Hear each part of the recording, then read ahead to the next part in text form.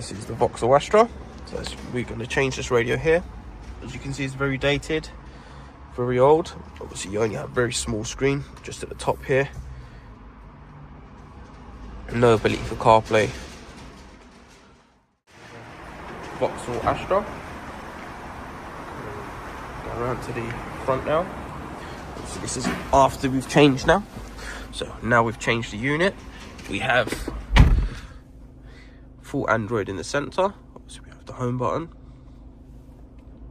We have multiple apps, Android Auto. We have CarPlay. You have Play Store, Netflix. As long as you connect obviously your phone. We have Spotify available. YouTube on here as well. Let's see if we go into the CarPlay.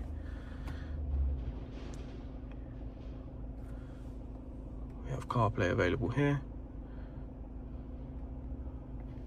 Obviously it works with your steering wheel controls on your up and down, as you can see.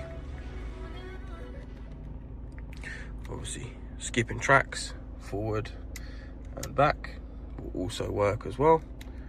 As you can see, it's changing your tracks. We have FM radio, and we've also fitted a reversing camera. So if I go into reverse, displays up here, and as you can see, it's a full wireless connectivity to your system.